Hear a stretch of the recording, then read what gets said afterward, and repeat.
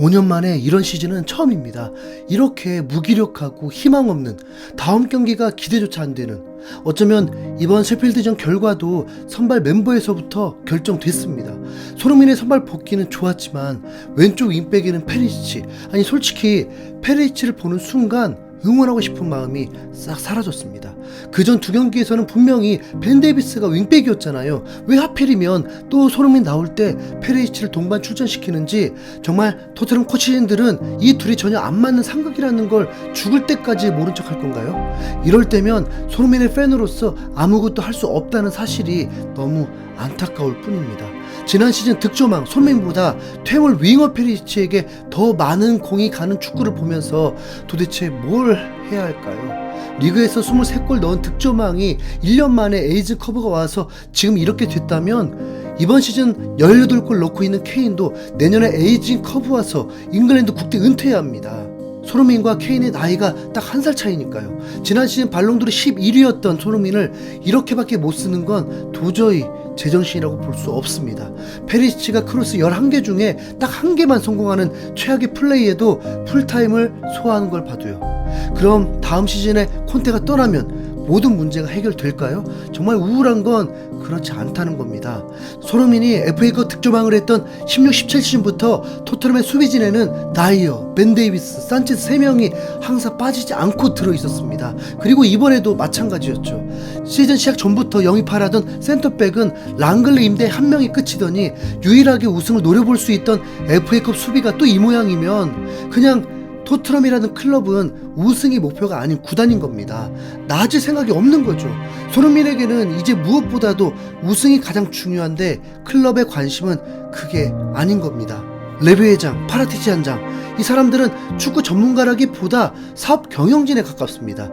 이들의 첫 번째 목적은 절대로 토트넘 우승이 아닙니다. 더 많은 돈이죠.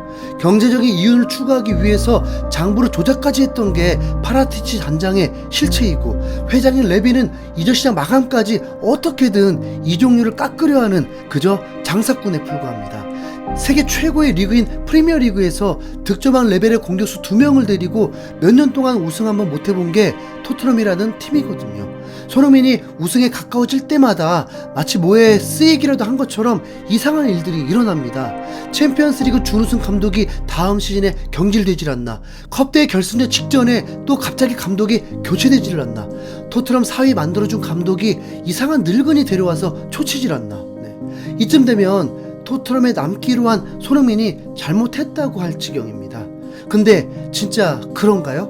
소속된 클럽에 충성하고 팬 서비스도 항상 훌륭하고 경기 때마다 최선을 다하는데 이게 손흥민 잘못은 아니잖아요. 페널티킥 없이 23골로 득점왕, 프리미어리그 파워랭킹 1위, 사무국이 선정한 MVP 횟수 1위, 리그 전체 공격 포인트 1위. 이러고도 영국 선수 협회가 뽑은 올해의 선수 후보에도 못 들었던 게 다름 아닌 손흥민이었습니다. 그런데 소속팀인 토트넘조차 손흥민을 이렇게 대우하는 건 진짜 절망적인 일인데요. 솔직히 갈 곳은 많습니다. 뮌헨, PSG 같은 타 리그 맹주들과 뉴캐슬, 리버풀 같은 리그 내 상위권 경쟁 팀들까지 손흥민을 원하는 곳은 많죠. 손흥민이 이기적인 선수라서 자기만 생각하는 사람이었다면 뒤도 안 돌아보고 떠났을 텐데 우린 손흥민을 알잖아요. 런던의 팬들을 사랑하는 마음에 토트넘과 연장 계약을 한 건데 막상 토트넘은 손흥민에 대해 그만큼의 대우를 안 해주니 차가운 비즈니스 세상에서 인간적인 손흥민만 손해보고 있는 거죠. 정말 속상하고 심지어는 손흥민까지 미워지려고 합니다. 이제 더 큰 손해를 보기 전에 토트넘과는 이별을 해야 합니다. 현지 팬들의 사랑은 고맙지만 손흥민의 이적을 바라는 한국 팬들도 한번 생각해줬으면 좋겠네요. 정말 우울합니다.